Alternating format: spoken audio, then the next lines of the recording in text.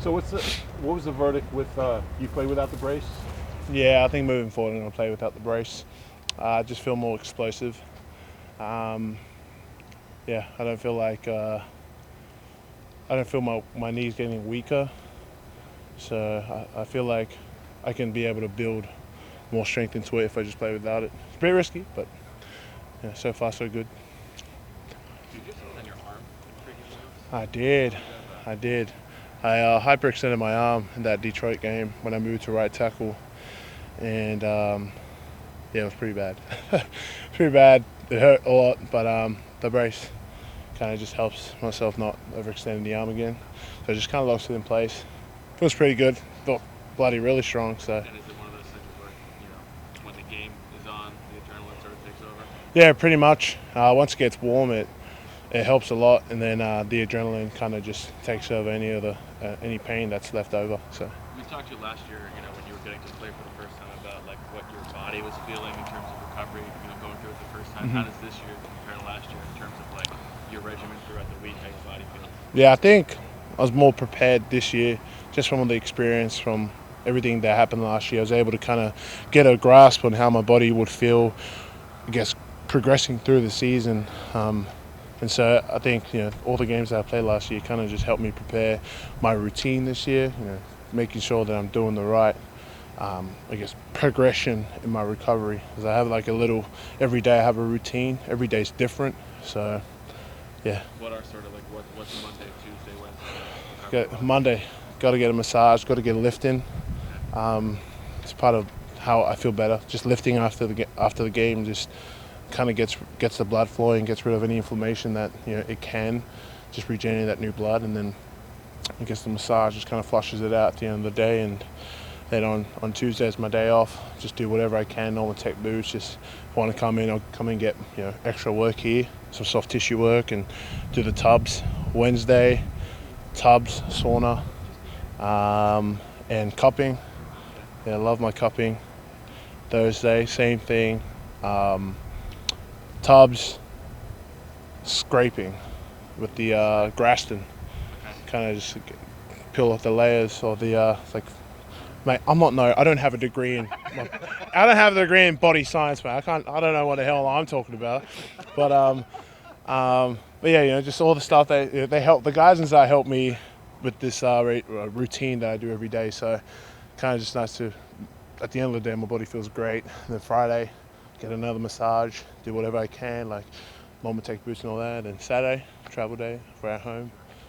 I feel pretty fresh by then, and yeah. Jordan, you guys have run for like 400 rushing yards in the last 2 games.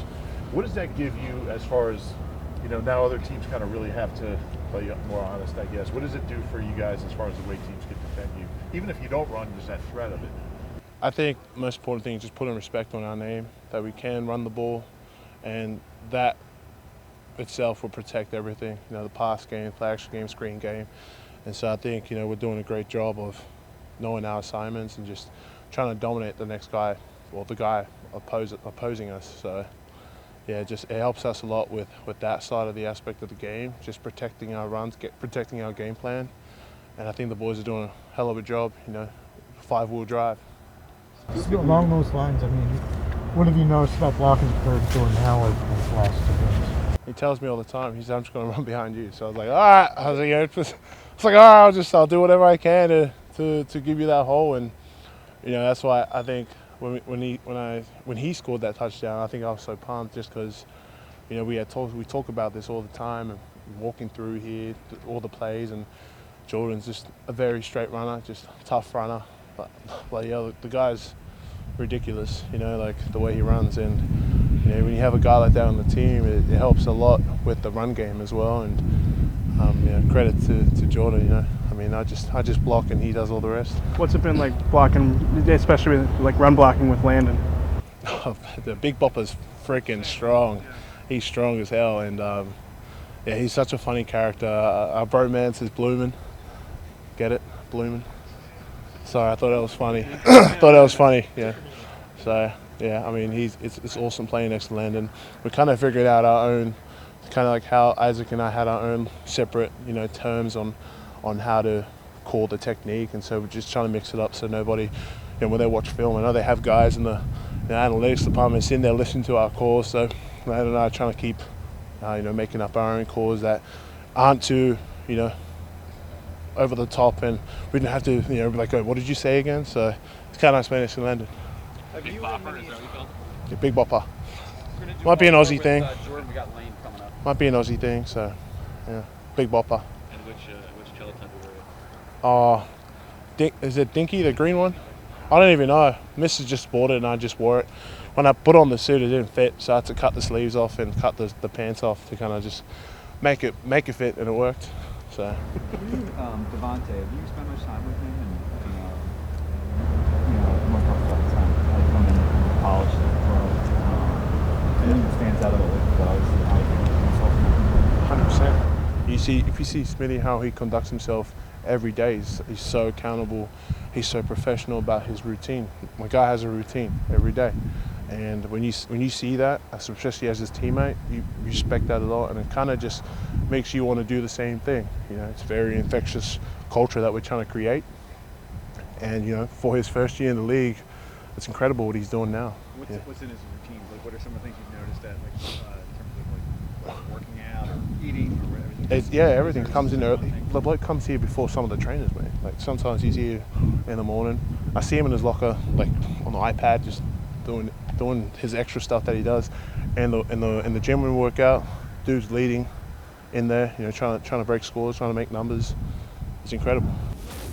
And like Jordan was just talking about, what, you guys run for 400 yards the last 2 games, and just kind of having that in your back pocket and how that affects defenses and how it affects like the whole offense. What do you see from that? Like, even if you don't run, just the threat of it, how big is that?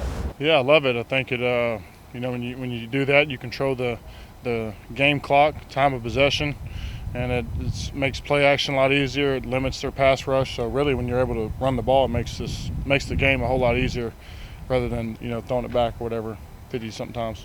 How big is it for you guys also with the media aggressors for us? Is that being back here, dropping back in protection? Yeah, it feels good. Last 2 weeks have been a step forward for our offense, and I feel moving forward, guys are going to try to stop the run and try to limit us doing that. So if that happens, we've got to find ways to adapt, but still we would like to stick with what's working. What are the challenges of playing against this defense? They're ranked in the top 10 in rush, pass, and overall defense. I think they're second in points allowed. Yeah, I think they play sound. I've only got to watch a few hours of them so far, but the interior D-line very active, pass rush.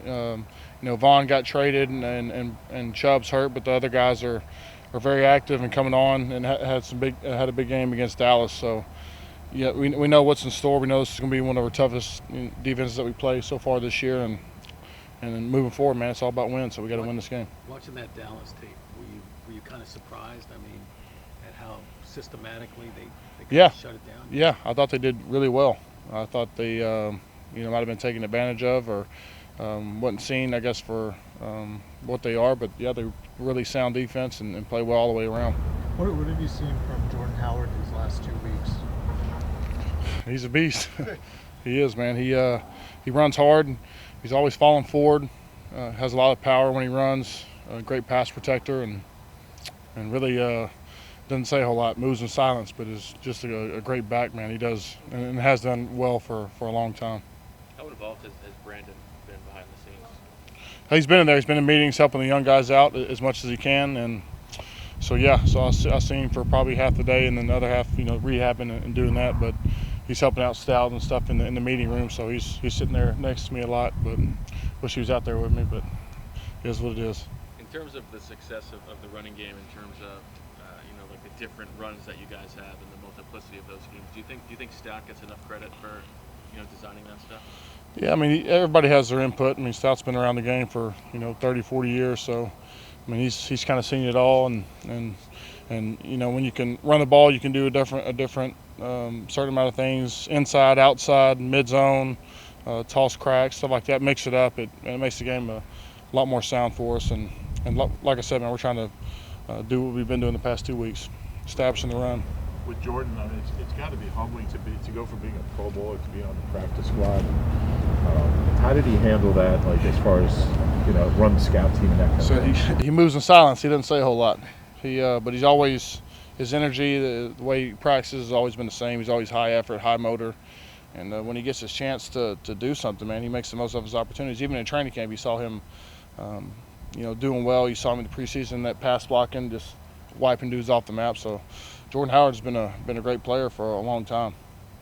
What's sort of the messaging been this week? You guys coming off that Chargers loss. What's been the message so far that the coaches have shared to you guys? Get a win, man. That's what it, 3-6 isn't where we want to be. And moving forward, going against a great defense in Denver, which I can't remember the last time we played there. 13?